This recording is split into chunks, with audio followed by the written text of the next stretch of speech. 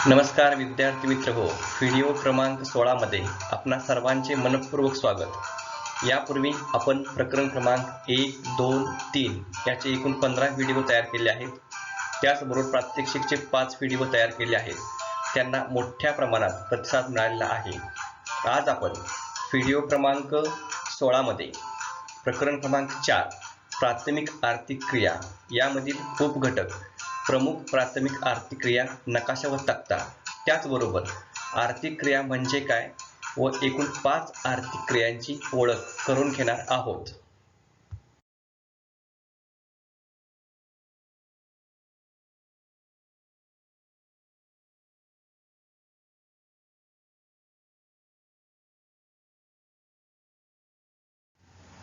प्रकरण क्रमांक 4 प्राथमिक आर्थिक क्रिया हे प्रकरण भूगोल पाठ्यपुस्तकामध्ये पान नंबर 32 वरती दिलेले आहे आणि त्याच पान नंबर 32 वरती प्रमुख प्राथमिक व्यवसाय किंवा आर्थिक क्रिया याचा नकाशा दिलेला आहे आणि त्यावर आधारित प्रश्न दिलेले आहेत। आपण सुरुवातीला तो नकाशा न बघता आपण नंतर बघणार आहोत।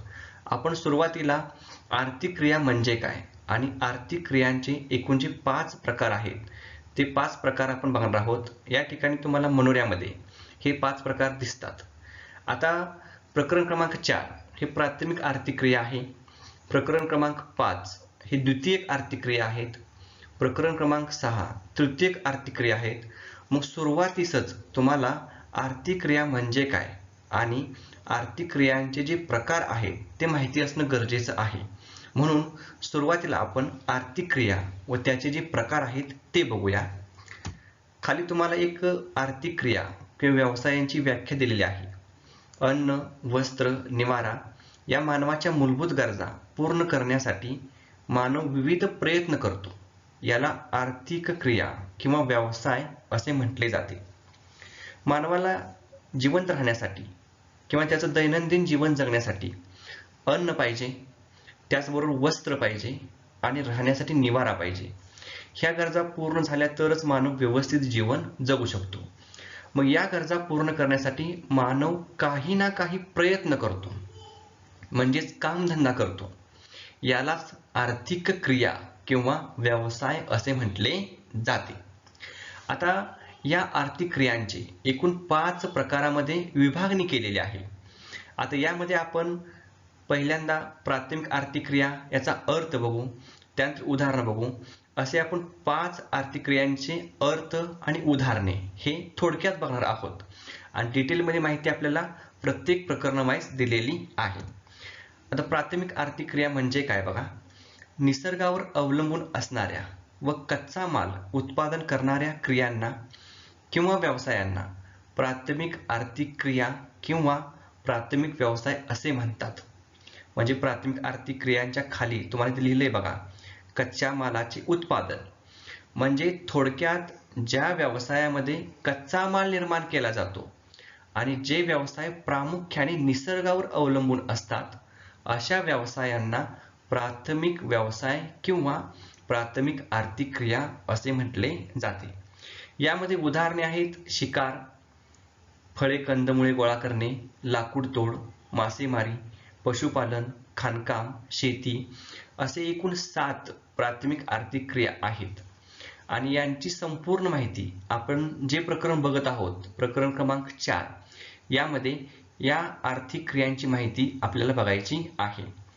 मग जर आपण उदाहरणे बघितली, शिकार करणे, फळे कंदमुळे गोळा करणे, लाकूड तोड करणे, मासेमारी, पशुपालन, खाणकाम, शेती असे जे व्यवसाय आहेत ते पूर्णपणे कच्च्या मालाची निर्मिती करतात आणि हे सर्व निसर्गावरती अवलंबून आहेत।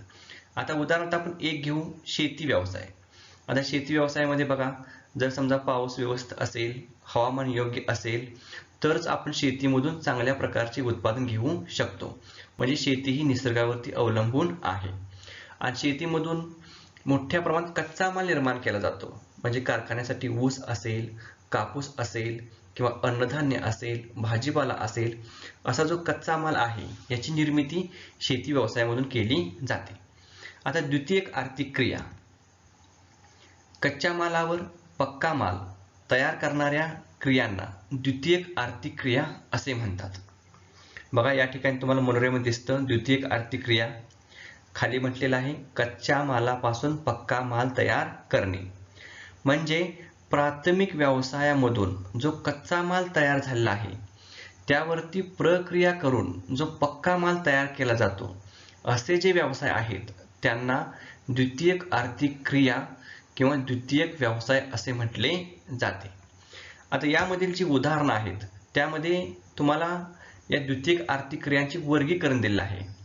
या क्रियांचे कृषीवर आधारित उद्योगधंदे, सागरी उत्पादनावर आधारित उद्योगधंदे, वनाधारित उद्योगधंदे, खनिजावर आधारित उद्योगधंदे, प्राणीजन्य अशा प्रकारामध्ये वर्गीकरण करतात. आणि उदाहरणार्थ साखर उद्योग, वस्त्र उद्योग, लोहपोलाद उद्योग इत्यादी उद्योगधंदे हे द्वितीयक आर्थिक क्रियामध्ये येतात. आणि यामध्ये एक उदाहरण दिलं आहे बघा तुम्हाला कृषीवर आधारित. आता आपली कृषी म्हणजे शेती. शेतीवर आधारित आपण ऊसाचं उत्पादन करतो आणि ऊसापासून जी साखर निर्माण केली जाते ती साखर निर्मिती ही या द्वितीयक आर्थिक क्रियामध्ये केली जाते. म्हणजेच तुम्हाला अर्थ कळाला का बघा द्वितीयक आर्थिक क्रियांचा, की प्राथमिक व्यवसायामध्ये जो कच्चा माल तयार केला जातो त्यावर प्रक्रिया करून जो पक्का माल तयार केला जातो त्यास द्वितीयक आर्थिक क्रिया असे म्हटले जाते. आणि याची संपूर्ण माहिती ही प्रकरण क्रमांक 5 मध्ये आहे. म्हणजे आपण सध्या प्रकरण 4 बघतोय, यानंतर जे प्रकरण क्रमांक 5 आहे त्यामध्ये द्वितीयक आर्थिक क्रियांची माहिती आहे. त्यानंतर आहे तृतीयक आर्थिक क्रिया. प्राथमिक व द्वितीयक व्यवसायातील आदान प्रदान यांच्यातील दुवा या दोघांना पूरक असे विविध व्यवसायही असतात. त्यामध्ये वाहतूक, दळणवळण, मालाची खरेदी विक्री इत्यादीचा समावेश होतो. अशा क्रियांना तृतीयक आर्थिक क्रिया म्हणतात. आता बघा हा जो तुम्हाला मनोरा दिसतो यामध्ये कसा आहे, वरती मनोरा हळूहळू छोटा छोटा होत आहे आणि खाली मनोरा कसा आहे, मोठा आहे. म्हणजे याची जी व्याप्ती आहे ती व्याप्ती हळूहळू कमी होत जाते. मग काय म्हटलंय बघा, तृतीयक आर्थिक क्रिया म्हणजे प्राथमिक किंवा द्वितीयक व्यवसायातील आदान प्रदान यांच्यातील दुवा या दोघांना पूरक असे विविध व्यवसाय असतात. त्यामध्ये वाहतूक, दळणवळण, मालाची खरेदी विक्री इत्यादींचा समावेश या तृतीयक आर्थिक क्रियांमध्ये करतात. आता उदाहरणार्थ बघा, आपण ज्यावेळी शेतीमधून माल किंवा ऊसाचं उत्पादन घेतो, आता हा जो ऊस आहे तो कारखान्यापर्यंत नेण्यासाठी आपण ट्रॅक्टर असेल, ट्रक असेल या वाहतूक साधनांचा आधार घेतो. मग अशा पद्धतीने वाहतूक करणारे किंवा दळणवळण करणारे जे व्यवसाय आहेत त्यांचा समावेश हा तृतीयक आर्थिक क्रियांमध्ये केला जातो. उदाहरणार्थ तुम्हाला दिले आहेत दुकानदार असतील, प्रवासी वाहतूक असेल, माल वाहतूक असेल, टपाल सेवा असेल, भाजी विक्रेता असेल इत्यादी जे व्यवसाय आहेत त्यांचा समावेश हा या तृतीयक आर्थिक क्रियांमध्ये केला जातो. याच्या खालीच म्हटलं आहे बघा, ग्राहक आणि व्यवसायासाठी सेवा पुरविणे. तृतीयक आर्थिक क्रियांमध्ये हे महत्त्वाचं वैशिष्ट्य आहे की ग्राहक आणि व्यवसायाची सेवा पुरविणे. म्हणजे यामध्ये प्रामुख्याने कोणत्याही प्रकारच्या वस्तूंच्या निर्मितीची जास्त समावेश होत नाही, तर वस्तूंची सेवा ही ग्राहक आणि व्यवसायांसाठी पुरवली जाते. मग वाहतूक सेवा आहे, दळणवळण सेवा आहे, मालाची खरेदी विक्री ही सेवा आहे. म्हणजे अशा पद्धतीने ग्राहकांना व व्यवसायासाठी सेवा पुरवणारे जे व्यवसाय आहेत त्यांना तृतीयक आर्थिक क्रिया असे म्हटले जाते. आणि याचा अभ्यास हा प्रकरण क्रमांक 6 मध्ये आहे. तृतीयक आर्थिक क्रिया असं आपल्याला प्रकरण आहे. आपण अनुक्रमणिकेत बघितलं असेल तर आपल्या लक्षात येईल. यानंतर आहे चतुर्थक आर्थिक क्रिया. ज्या व्यवसायामध्ये चिंतन, संशोधन व नवीन कल्पनांचा विकास होत असतो अशा व्यवसायांना चतुर्थक आर्थिक क्रिया किंवा व्यवसाय म्हणतात. आता यामध्ये चतुर्थक आर्थिक क्रिया म्हटलं आहे आणि खाली काय म्हटलंय बघा, संशोधन, प्रशिक्षण, शिकविणे इत्यादी. म्हणजे या ठिकाणी सुद्धा वस्तूंची निर्मितीवरती भर नाही, तर प्रामुख्याने संशोधन, प्रशिक्षण आणि शिकवणे यांचा समावेश होतो. आणि यामध्ये उदाहरणे आहेत शिक्षक, वैद्यकीय अधिकारी, कलाकार, कर सल्लागार, वित्त नियोजनकार इत्यादी जे आहेत त्यांचा समावेश हा चतुर्थक आर्थिक क्रियामध्ये केला जातो. प्रामुख्याने हे जे व्यवसाय आहेत म्हणजे शिक्षक असतील, वैद्यकीय अधिकारी, कलाकार, कर सल्लागार, वित्त नियोजनकार, हे बुद्धीच्या जोरावरती केले जाणारे व्यवसाय आहेत. आता पुढचा आणि शेवटचा आहे जो टोकावरती आहे, पंचक आर्थिक क्रिया. यामध्ये निर्णय घेणे व नीती निर्धारण. अर्थ बघा, निर्णय घेणे व नीती निर्धारण करणे या संदर्भात जे व्यवसाय केले जातात त्यांना पंचक आर्थिक क्रिया म्हणतात. यामध्ये दोन शब्द महत्वाचे आहेत. एक आहे निर्णय घेणे व नीती निर्धारण करणे. या व्यवसायांची उदाहरणामध्ये न्यायाधीश, सरकारी अधिकारी, संशोधन अधिकारी, वरिष्ठ कार्यकारी अधिकारी यांचा समावेश हा पंचक आर्थिक क्रियामध्ये केला जातो. आता न्यायाधीश बघा निर्णय घेतात, पर सरकारी अधिकारी असतील मोठे, संशोधन अधिकारी असतील किंवा मोठ्या कंपन्यांमधील वरिष्ठ कार्यकारी अधिकारी असतील तर ते प्रामुख्याने निर्णय घेणे आणि नीती म्हणजे नियम निर्धारण करणे या संदर्भात काम करत असतात. मग अशा पद्धतीने जे व्यवसाय आहेत त्यांचा समावेश हा पंचक आर्थिक क्रियांमध्ये केला जातो. आता आपण जे प्राथमिक, द्वितीय, तृतीय, चतुर्थक आणि पंचक आर्थिक क्रिया आहेत यांची थोडक्यात माहिती बघितली आहे. आता पुढे जी प्रकरण येतील त्यामध्ये आपण यांचा अर्थ, यांचे प्रकार, यांची डिटेलमध्ये माहिती घेणार आहोत. आता आपण पान नंबर 32 वर दिलेला जो नकाशा आहे तो बघूया. आकृती 4.1 म्हटलेला आहे आणि खाली म्हटलंय प्रमुख प्राथमिक व्यवसाय आणि त्याखाली तुम्हाला पान नंबर 33 वरती एकूण 12 प्रश्न दिलेले आहेत. म्हणजे या ठिकाणी आकृती म्हणून हा जो नकाशा दिलेला आहे त्या नकाशाचा अभ्यास करायचा आहे आणि त्याखाली दिलेल्या 12 प्रश्नांची उत्तरं द्यायची आहेत. तर प्रश्न बघा एकूण 12 आहेत आणि नकाशाच्या वरती म्हटलं आहे जग प्रमुख प्राथमिक आर्थिक क्रिया. या ठिकाणी जर तुम्हाला नकाशा व्यवस्थित दिसत नसेल तर तुमच्या पुस्तकामध्ये तरी बघितला तरी चालेल. आता आपण सुरुवातीला यामध्ये काय दिले ते बघूया. नाव आहे जग प्रमुख प्राथमिक आर्थिक क्रिया, म्हणजे प्राथमिक जे व्यवसाय आहेत ते व्यवसायांची माहिती या नकाशामध्ये दाखवलेली आहे. सूची जर आपण बघितली तर त्या ठिकाणी बघा पहिला रंग आहे तो शेतीसाठी आहे, त्यानंतर पशुपालन आहे, त्यानंतर मासेमारी आहे, त्यानंतर खाणकाम आहे आणि शेवटचा लाकूडतोड आहे. अशा व्यवसायांची माहिती या नकाशामध्ये दाखवलेली आहे. आणि आपल्याला प्रश्न दिलेत. आकृती 4.1 मधील नकाशाचे निरीक्षण करून खालील प्रश्नांची उत्तरे द्या. पहिला प्रश्न आहे नकाशात कोणकोणत्या आर्थिक व्यवसायांचे वितरण दाखवले आहे. आपण जर ही सूची बघितली तर आपल्याला वितरण लगेच कळतं. आता आपण बघितले की एकूण जे 5 व्यवसाय आहेत प्रमुख प्राथमिक आर्थिक क्रिया त्यांचे वितरण यामध्ये दाखवलेलं आहे. त्यामध्ये शेती आहे, पशुपालन आहे, मासेमारी आहे, खाणकाम आहे आणि लाकूडतोड आहे. हे ज्या प्राथमिक आर्थिक क्रिया आहेत यांची माहिती या नकाशामध्ये दाखवलेली आहे. प्रश्न क्रमांक 2 आहे लाकूडतोड हा व्यवसाय प्रामुख्याने कोणत्या अक्षवृत्ता दरम्यान आढळतो. आता लाकूडतोडसाठी जे चिन्ह वापरलं आहे सगळ्यात शेवटी आहे बघा या ठिकाणी. हा लाकूडतोड व्यवसाय कोणत्या अक्षवृत्ता दरम्यान चालतो हे विचारलं आहे. मग या नकाशामध्ये हे चिन्ह आपल्याला कुठं कुठं दिसतं हे बघायचं आणि अक्षवृत्ती विस्तार शोधायचा. जर आपण बघितलं तर संपूर्ण जगामध्ये आपल्याला हा व्यवसाय हा केलेला दिसतो, परंतु प्रत्यक्ष अक्षवृत्ती विस्तार सांगायचं म्हटलं तर तो कसा येईल बघा. 65° उत्तर ते 47° दक्षिण अक्षवृत्ता दरम्यान. मग आता आपण हे कसं घेतलेलं आहे. आता 65° उत्तर म्हटलं आहे म्हणजे या ठिकाणी उत्तर असं म्हटलं आहे. आता पुस्तकामध्ये बघा की वरती तुम्हाला 60° उत्तर असं या ठिकाणी दिलेलं आहे. 60° उत्तर दिलेलं आहे. मग त्याच्याशी थोडं उत्तरेस आपल्याला हा व्यवसाय केलेला दिसून येतो. मग जर आपण गेल्या वर्षी बघा तैगावणी बघितली आणि तैगावनात जर विस्तार बघितला तर तो विस्तार उत्तरेला 65° पर्यंत होता आणि या तैगावनांमध्ये प्रामुख्याने लाकूडतोड हा व्यवसाय केला जात होता.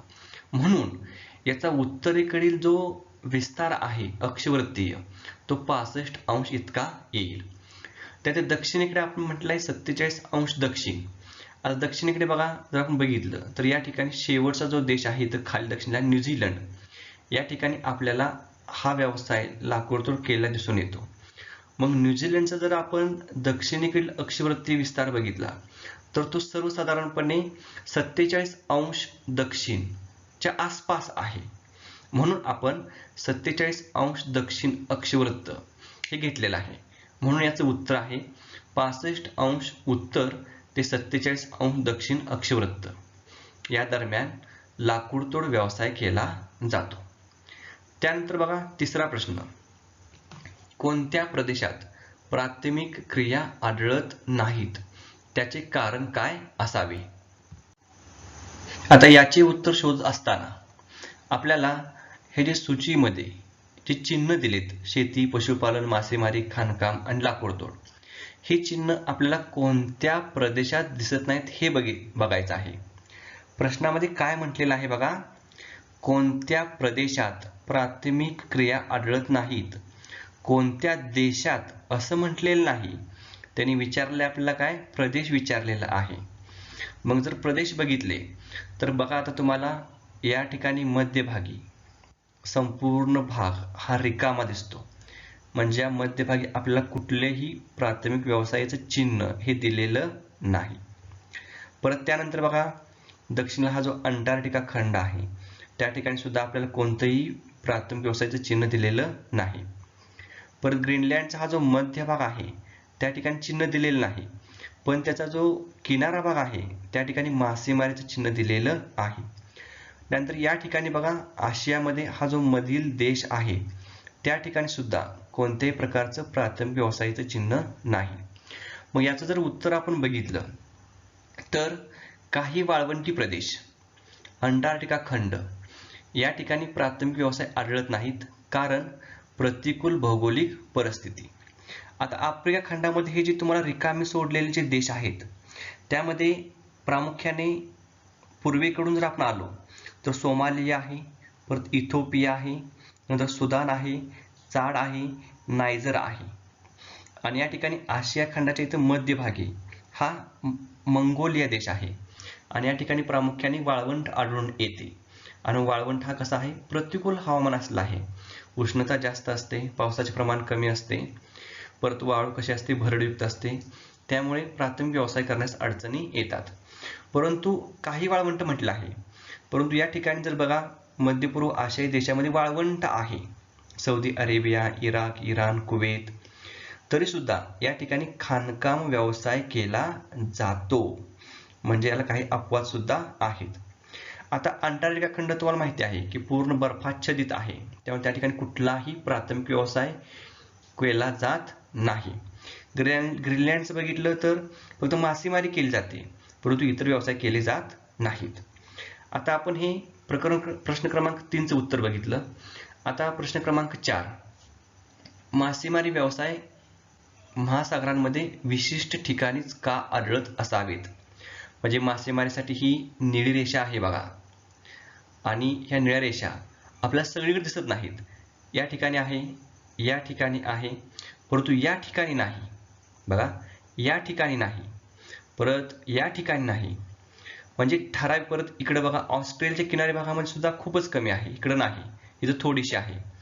मग प्रश्न काय विचारला आहे की मासेमारी व्यवसाय महासागरामध्ये विशिष्ट ठिकाणीच का आढळत असावेत? तर याचं उत्तर आहे समुद्रबोट जमीन, भूखंड मंच व प्लवक जास्त प्रमाण. म्हणजे हे जी निळी रेषा दिसते या ठिकाणी भूखंड मंच म्हणजे जो समुद्राचा उतार आहे किंवा खोली आहे ती भूखंड मंचावरती कमी प्रमाणात असते, आणि त्या ठिकाणी प्लवक किंवा प्लवंग याची वाढ जास्त होते. मग आपण याचं वाढ जास्त का होते हे आपण गेल्या वर्षी 11वी मध्ये बघितलं आहे की या ठिकाणी समुद्राची खोली कमी असल्यामुळे सूर्याची किरणं तळभागापर्यंत पोहोचतात. प्लवंग किंवा प्लवक प्रकारचे जे शेवाळ आहे त्याची वाढ जास्त होते. ते माशांचे अन्न आहे, मासे या ठिकाणी खाण्यासाठी येतात, त्यांची पैदास या ठिकाणी जास्त होते, आणि म्हणून या विशिष्ट ठिकाणीच मासेमारी जास्त प्रमाणात विकसित झालेली आहे. आता यानंतर 5वा प्रश्न आहे, युरोप खंडात कोणकोणत्या आर्थिक क्रिया अधिक आढळतात? आता तुम्हाला युरोप खंड हा माहिती असेलच. आता युरोप खंड बघा, तुम्हाला पहिल्यांदा दाखवतो कुठून आहे. 11वीला आपण सगळे खंड, महासागर हे बघितलेले आहेत. मग आता ह्या जो युरोप खंड आहे, या युरोप खंडामध्ये आपल्याला विचारलं आहे की कोणत्या आर्थिक क्रिया अधिक प्रमाणात केल्या जातात. काय म्हटलंय बघा, कोणत्या आर्थिक क्रिया अधिक प्रमाणात. मग आता हा जर युरोप खंड आपण बघितला तर या ठिकाणी ही जी सर्व चिन्ह आहेत, शेतीसाठी आहे, पशुपालनासाठी, मासेमारी, खाणकाम, लाकूडतोड, ही सगळी चिन्ह तुम्हाला दिसतील. पण अधिक प्रमाणात कुठले चालतात हे विचारलं आहे. मग बघा, शेती, पशुपालन, खाणकाम, मासेमारी, लाकूडतोड हे व्यवसाय चालतात. परंतु शेती, पशुपालन, खाणकाम हे व्यवसाय जास्त आहेत आणि लाकूडतोड हा जो व्यवसाय आहे तो आपल्याला कमी प्रमाणात चालत असल्याला दिसून येतो. त्यानंतर बघा, 6वा प्रश्न आहे, समुद्रामध्ये दर्शविलेले खाणकामाचे चिन्ह कोणते उत्पादन दर्शवत असेल.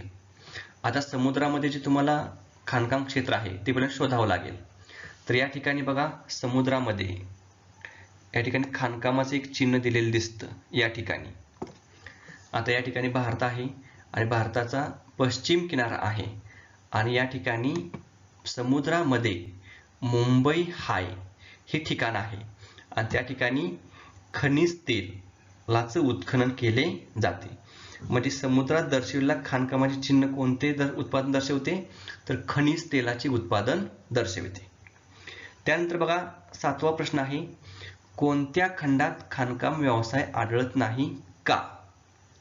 आता आपण खाणकाम व्यवसायाचे जे चिन्ह आहे या ठिकाणी दिलेलं बघा, खालून 2 नंबरचं, ते संपूर्ण खंडामध्ये दिलेलं आहे ते दिसतं, परंतु एका खंडामध्ये दिसत नाही. त्याचं नाव आहे अंटार्क्टिका खंड आणि कारण काय आहे, कायमस्वरूपी बर्फाच्छादित असतो. या ठिकाणी बघा, हा जो अंटार्क्टिका खंड आहे तो पूर्ण रिकामा आहे. या ठिकाणी कुठलाही व्यवसाय केला जात नाही कारण तो कायमस्वरूपी बर्फाच्छादित असतो. परत 8वा प्रश्न बघा, जगातील सर्वात जास्त मासेमारी कोणत्या महासागरात केली जाते. आता जे 4 महासागर आहेत आणि 5वा जो दक्षिण महासागर आहे हे आपल्याला सगळ्याला माहिती आहेत. मग यामध्ये विचारलंय कुठल्या महासागरात जास्त मासेमारी केली जाते. याचं उत्तर आहे पॅसिफिक महासागर.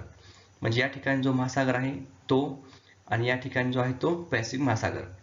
या ठिकाणी बघा, तुम्हाला डार्क निळी रेषा दिसते, म्हणजे या ठिकाणी मोठ्या प्रमाणात मासेमारी केली जाते. म्हणून याचं उत्तर आहे पॅसिफिक महासागर. 9वा प्रश्न आहे, मकर वृत्ताच्या दक्षिणेकडे कोणकोणत्या प्राथमिक आर्थिक क्रिया केल्या जातात. आता सुरुवातीला तुम्हाला या ठिकाणी मकर वृत्त माहिती पाहिजे आणि मगच तुम्हाला त्याचा दक्षिण भाग कोणता हे कळेल. तर 23.5 दक्षिण जे वृत्त आहे ते आहे मकर वृत्त. या ठिकाणी बघा, ही जी रेषा दिसते तुम्हाला, ही रेषा आहे मकर वृत्ताची. या ठिकाणी तुम्हाला नाव दिलेलं नाही. मग याच्या दक्षिणेला म्हणजे या भागामध्ये कोणते व्यवसाय केले जातात असं तुम्हाला विचारलं आहे. याचं उत्तर आहे पशुपालन, मासेमारी, खाणकाम हे व्यवसाय केलेले दिसतात तुम्हाला या ठिकाणी आणि शेती प्रमाण कमी आहे. पण शेतीसाठी जो हिरवा रंग आहे तो या ठिकाणी आपल्याला दक्षिण भागामध्ये कमी प्रमाणात दिसतो आणि इतर व्यवसाय सुद्धा केलेले आढळून येतात. 10वा प्रश्न आहे, आग्नेय आशियातील बेटांच्या समूहावर कोणत्या आर्थिक क्रिया केल्या जातात. आता आग्नेय आशिया हे सुरुवातीला माहिती पाहिजे. तुम्हाला ज्या 4 उपदिशा आहेत त्या 4 उपदिशा माहिती आहेत की आग्नेय दिशा, परत वायव्य दिशा, नैऋत्य दिशा, ईशान्य दिशा. मग आग्नेय आशिया फक्त विचारला आहे. मग आग्नेय आशिया इथं आहे बघा, हा जो आहे तो आपल्याला आग्नेय आशिया असलेला आढळून येतो. आणि या ठिकाणी विचारलं आहे काय की आग्नेय आशियाच्या बेटांच्या समूहावर कोणत्या आर्थिक क्रिया केल्या जातात. या ठिकाणी कोणकोणते चिन्ह दिसतात बघायचं आणि त्याचं उत्तर लिहायचं. यामध्ये प्रामुख्याने जास्त कुठले आहेत तर शेती, पशुपालन, मासेमारी आणि कमी प्रमाणात आहे लाकूडतोड आणि खाणकाम. हे कमी प्रमाणात आहेत, शेती, पशुपालन, मासेमारी जास्त आहेत. आता 11वा प्रश्न आहे, 4 ही गोलार्धाचा विचार करता कोणत्या गोलार्धात शेती व्यवसाय कमी आढळतो. आता 4 गोलार्ध तुम्हाला माहिती असणं गरजेचं आहे. आता 4 गोलार्ध म्हणजे जे पृथ्वीच्या मध्यभागातून जे विषुववृत्त आहे ते गेल्यामुळं वरचा भाग आणि खालचे भाग ह्याचे दोन भागात विभाजन झाले. मग वरील जो आहे त्याला उत्तर गोलार्ध म्हणतो आणि खाली जो आहे त्याला दक्षिण गोलार्ध असे म्हणतो. आणि पृथ्वीच्या बरोबर मध्य भागातून म्हणजे नकाशातून जो काल्पनिक रेखावृत्त आहे बरोबर मध्य भागातील ग्रीनविच ते आपण बघूया. बघा, ग्रीनविच रेखावृत्त या ठिकाणी आहे आणि यामुळे दोन भागात विभागणी झाली नकाशाची. जो पूर्वेकडील पूर्ण आहे त्याला पूर्व गोलार्ध म्हणतात आणि पश्चिमेकडील जो आहे त्याला पश्चिम गोलार्ध म्हणतात. आणि त्यानंतर बघा, आपण विषुववृत्त या ठिकाणी तुम्हाला दिसतं. आपण एक डार्क रेषा घेऊया. बघा, आता तुम्हाला हा जो नकाशा आहे याची एकूण 4 भागात विभागणी झालेली दिसते. हा 1 आहे, हा 2, हा 3 आणि हे 4. म्हणजेच हे एकूण 4 गोलार्ध आहेत. मग या 4 गोलार्धाचा विचार करता कोणत्या गोलार्धात शेती व्यवसाय कमी आढळतो असं विचारलं आहे. मग या 4 गोलार्धामध्ये शेती व्यवसायासाठी याकडे हिरवा रंग आहे तो हिरवा रंग कोणकोणत्या ठिकाणी जास्त वापरला आहे बघायचं आणि कुठं कमी आहे तो बघायचं. मग कमी वापरला कुठं दिसतो बघायचं आणि ते गोलार्ध शोधायचा. मग त्याचं जर उत्तर बघितलं तर दक्षिण पश्चिम गोलार्ध असं म्हटलं आहे. दक्षिण पश्चिम म्हणजे कुठला? दक्षिण गोलार्ध हा पूर्ण आणि पश्चिम गोलार्ध हा पूर्ण. मग दक्षिण पश्चिम म्हटल्यानंतर फक्त एवढा येतो हा. मग या गोलार्धामध्ये आपल्याला काही प्रमाणात शेती क्षेत्र कमी दिसून येतं म्हणून हा गोलार्ध घेतला आहे. एकच फक्त दक्षिण अमेरिका खंड आहे या ठिकाणी आणि शेती व्यवसाय थोडंसं क्षेत्र आपल्याला कमी आढळतं. या ठिकाणी बघितलं आपण तर सुद्धा कमीच आहे पण तुलनेने ठिकाणी थोडंसं कमी आढळतं म्हणून आपण हा गोलार्ध घेतलेला आहे. आता यानंतर बघा 12वा प्रश्न शेवटचा आहे. शेती क्षेत्राचा अक्षवृत्तीय विस्तार आणि हवामान याबद्दल टीप लिहा असं म्हटलं आहे. शेती क्षेत्राचा अक्षवृत्तीय विस्तार आणि हवामान. मग आता शेती व्यवसाय कुठं आहे जास्त बघायचं आणि त्याचा अक्षवृत्ती बघायचं आणि मग हवामानाशी काय संबंध आहे का हे बघायचं. याचं उत्तर बघितलं तर 23°30' उत्तर म्हणजे या ठिकाणी कर्कवृत्त ते 60° उत्तर यांच्या दरम्यान म्हणजे 60° तुम्हाला दिसतं बघा या ठिकाणाहून या ठिकाणापर्यंत यांच्या दरम्यान तुम्हाला या ठिकाणी जर दिसत नसेल पुस्तकात बघितलं तरी चालेल. या ठिकाणी तुम्हाला शेती व्यवसाय जास्त दिसतो. काय म्हटलं आहे? जास्त. शेती व्यवसाय जगामध्ये सगळीकडे केला जातो परंतु जास्त या ठिकाणी दिसतो. याचं कारण काय आहे तर या प्रदेशामध्ये योग्य हवामान आहे, सुपीक मृदा आहे, पाणी उपलब्ध आहे आणि तंत्रज्ञानाचा वापर मोठ्या प्रमाणात केला जातो. म्हणून या ठिकाणी म्हणजे 23.5° उत्तर ते 60° उत्तर यांच्या दरम्यान शेती व्यवसायाचा विकास हा जास्त झालेला आढळून येतो. तक्ता क्रमांक 4.1 आपल्या भूगोलच्या पाठ्यपुस्तकामध्ये 33 पान नंबरवरती दिलेला आहे आणि म्हटलेलं आहे खालील तक्ता आपल्या वहीत पूर्ण करा. उदाहरणासाठी एक नमुना सोडवून दिला आहे आणि या ठिकाणी दिलेले आहेत प्राथमिक आर्थिक क्रिया शेती, पशुपालन, मासेमारी, खाणकाम, लाकूडतोड, फळे कंदमुळे गोळा करणे.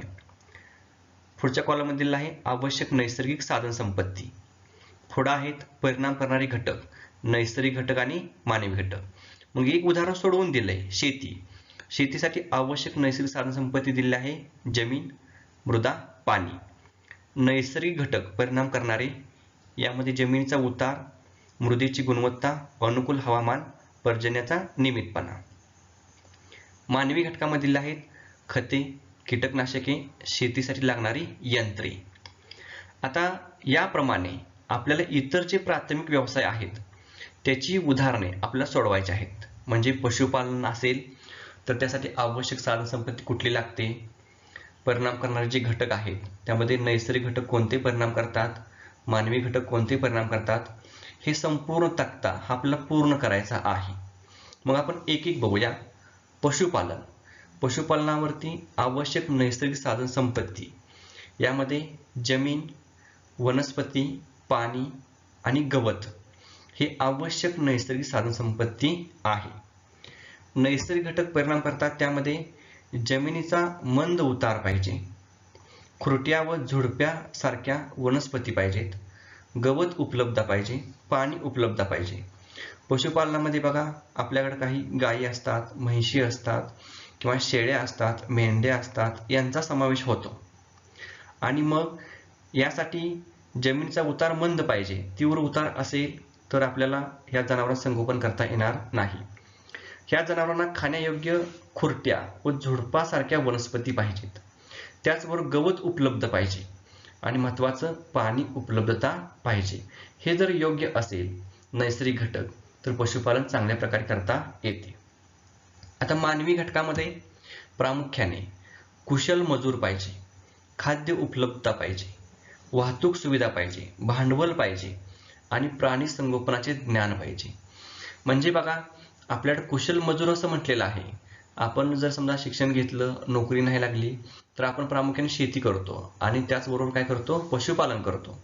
परंतु त्या ठिकाणी सुद्धा जर आपल्याला ज्ञान चांगलं असेल, म्हणजे प्राणी संगोपनाचं ज्ञान चांगलं असेल, म्हणजे आपण जर कुशल असेल.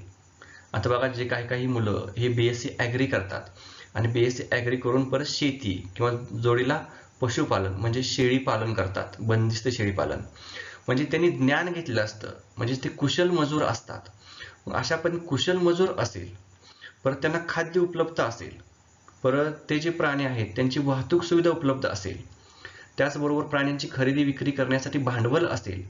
हे जर मानवी घटक चांगले असतील तरच आपल्याला पशुपालन हा जो व्यवसाय आहे तो चांगल्या प्रकारे करता येतो. त्यानंतर दुसरा पुढचा व्यवसाय आहे मासेमारी. यासाठी आवश्यक नैसर्गिक साधनसंपत्तीमध्ये पाण्याचे स्रोत पाहिजेत, हवामान पाहिजे. पाण्याचे स्रोत म्हणजे एकतर आपल्याला समुद्र किनारा पाहिजे किंवा नदी पाहिजे किंवा एखादा मोठा तलाव पाहिजे, तरच आपण मासेमारी करू शकतो. हवामान योग्य पाहिजे. जर हवामान योग्य नसेल तर मासेमारी करता येणार नाही. आता नैसर्गिक घटकामध्ये बघा भूखंड उतार हा मंद पाहिजे. आपण पाठीमागे बघितलं आहे की भूखंड मंच किंवा समुद्रबोट जमीन याचा मंद उतार असेल तर त्या ठिकाणी प्लवंगची उपलब्धता जास्त असते आणि मग मासे जास्त सापडतात. त्याचबरोबर उबदार हवामान पाहिजे. उष्ण व थंड सागरी प्रवाह एकत्र येणारा प्रदेश पाहिजे. आपण जर पाठीमागचा नकाशा बघितला तर जपान जवळ उष्ण आणि थंड सागरी प्रवाह एकत्र येतात, म्हणून जपानच्या जवळ मोठ्या प्रमाणात मासेमारी केली जाते. म्हणून उबदार हवामान, उष्ण थंड सागरी प्रवाह एकत्र येणे, प्लवंग उपलब्धता असणे हे मासेमारीवरती नैसर्गिक घटक परिणाम करतात. त्याचबरोबर मानवी घटकांमध्ये भांडवल पाहिजे, यंत्रसामुग्री पाहिजे, आधुनिक बोटी पाहिजेत, चांगल्या दर्जाच्या जाळ्या पाहिजेत, शीतगृहे पाहिजेत. हे घटक महत्त्वाचे आहेत.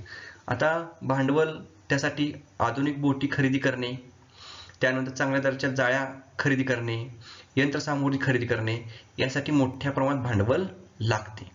त्याचबरोबर सर्व मासेमारी केल्यानंतर त्याची साठवणूक करावी लागते आणि साठवणूक करायची असेल तर शीतगृहे पाहिजेत, नाहीतर जे मासे पकडले आहेत ते मासे खराब होतात. म्हणजे अशा पद्धतीने भांडवल, यंत्रसामुग्री, आधुनिक बोटी, चांगल्या दर्जाच्या जाळ्या, शीतगृहे हे मानवी घटक मासेमारीवरती परिणाम करतात. पुढचं आहे खाणकाम. यावरती आवश्यक आहेत खनिजे, भूरचना आणि हवामान. यामध्ये नैसर्गिक घटक परिणाम करतात. त्यामध्ये खनिजाचा दर्जा, खनिज साठ्याचा आकार, खनिज साठ्याची खोली, धातूचे मूल्य, योग्य हवामान, भूपृष्ठाची सुगमता इत्यादी अनेक घटक हे आपल्याला या खाणकाम व्यवसायावरती परिणाम करत असलेले दिसून येतात. म्हणजे थोडक्यात बघा, खनिजांचा दर्जा चांगला पाहिजे, खनिज साठ्याचा आकार मोठा पाहिजे, खनिज साठ्याची खोली जास्त नाही पाहिजे, भूपृष्ठालगत खनिजांची खोली पाहिजे, धातूचे मूल्य म्हणजे किंमत जास्त पाहिजे आणि योग्य हवामान म्हणजे अति थंड, अति उष्ण, बर्फाच्छादित हवामान हे चालणार नाही, योग्य हवामान पाहिजे. भूपृष्ठाची सुगमता म्हणजे थोडासा उतार असला तरी चालेल, पण जास्त दऱ्या असतील, पर्वत पठारे उंच असतील तर त्या ठिकाणी आपल्याला खाणकाम करता येणार नाही. मानवी घटकामध्ये तांत्रिक ज्ञान पाहिजे, वाहतूक खर्च कमी प्रमाणात यायला पाहिजे, मनुष्यबळाचा पुरवठा पाहिजे, भांडवलाची उपलब्धता पाहिजे. म्हणजे हे जे घटक आहेत हे घटक मानवी घटक खाणकामावरती परिणाम करतात. पुढचा व्यवसाय आहे लाकूड तोड. यामधील बघा आवश्यक नैसर्गिक साधनसंपत्तीमध्ये वने आहेत, जमीन आहे, हवामान आहे. नैसर्गिक घटक परिणाम करतात. वनस्पतींची उपलब्धता पाहिजे, एकाच प्रकारच्या वनस्पती पाहिजेत, मंद उतार पाहिजे, योग्य हवामान पाहिजे. म्हणजे वनस्पती उपलब्ध असतील तर लाकूड करता येईल. एकाच प्रकारच्या वनस्पती म्हणजे बघा, तैगा वनस्पतींमध्ये एकाच प्रकारच्या वनस्पती असतात, म्हणून तैगा प्रकारामध्ये लाकूडतोड जास्त केली जाते. मंद उतार पाहिजे, आपण पर्वतीय ठिकाणी जाऊन लाकूडतोड करू शकणार नाही, उतार मंद पाहिजे. योग्य हवामान पाहिजे. आता बघा, विषुववृत्तावरती घनदाट सेल्वाज वने आढळतात, परंतु त्या ठिकाणी लाकूडतोड करता येत नाही, कारण हवामान कसं आहे, अतिउष्ण आहे. दररोज दुपारी मोठ्या प्रमाणात पाऊस पडतो, दलदलीचा प्रदेश आहे, म्हणून या ठिकाणी आपल्याला लाकूडतोड करता येत नाही. म्हणून योग्य हवामान असणं हे सुद्धा गरजेचे आहे. मानवी घटकामध्ये प्रामुख्याने यंत्रसामुग्री पाहिजे, वाहतुकीची सुविधा पाहिजे, मजूर उपलब्ध पाहिजेत, भांडवल पाहिजे. हे सर्व घटक असेल तर लाकूडतोड करता येते. आता शेवटचं आहे फळे कंदमुळे गोळा करणे. यावरती वनस्पती, जमीन, हवामान इत्यादी घटक परिणाम करतात. नैसर्गिक घटकामध्ये अनुकूल हवामान पाहिजे, म्हणजे अतिथंड, अतिउष्ण, बर्फाच्छादित हवामान असून चालणार नाही. पाणी, फळे, कंदमुळे यांचा दर्जा चांगला पाहिजे. त्याचबरोबर जमिनीची सुगमता व्यवस्थित पाहिजे. हे घटक नैसर्गिक फळे, कंदमुळे गोळा करणे यावरती परिणाम करतात. त्यानंतर मानवी घटकामध्ये मजूर पाहिजेत, वाहतूक सुविधा पाहिजे, शीतगृहे पाहिजे, भांडवल पाहिजे, शासकीय धोरणे पाहिजेत. आता या ठिकाणी तुम्हाला शासकीय धोरणे हा वेगळा घटक दिला आहे, कारण फळे कंदमुळे गोळा करणे ही प्रामुख्याने जंगलांमध्ये किंवा वनांमध्ये केली जातात, आणि त्यासाठी जर शासनाची परवानगी असेल तर आपण ही फळे कंदमुळे गोळा करू शकतो. म्हणून काही शासकीय धोरणे सुद्धा यावरती परिणाम करतात. आता या ठिकाणी तुम्हाला मुद्दे दिलेले आहेत, या मुद्द्यांचं तुम्ही सविस्तर उत्तर लिहायचं आहे. आज आपण आर्थिक क्रिया म्हणजे काय, आर्थिक क्रियांचे प्रकार आणि प्राथमिक आर्थिक क्रियामधील जे पहिले 2 नकाशे किंवा तक्ते दिलेले आहेत त्यांची माहिती बघितली. त्यावर आधारित तुम्हाला स्वाध्याय दिलेले आहेत. त्यामध्ये टिपा लिहामध्ये बघा, खाणकाम व्यवसायावर परिणाम करणारे घटक, पशुपालन व्यवसायावर परिणाम करणारे घटक. जो तक्ता क्रमांक 4.1 आहे त्यामध्ये मुद्दे दिलेले आहेत, त्यांचं स्पष्टीकरण व्यवस्थित लिहायचं. तुम्ही हा जर चॅनल सबस्क्राईब केला नसेल तर सबस्क्राईब करून ठेवा. तुम्हाला यावरती भूगोल विषयासंदर्भात चांगल्या दर्जाची व्हिडिओ बघायला मिळणार आहेत.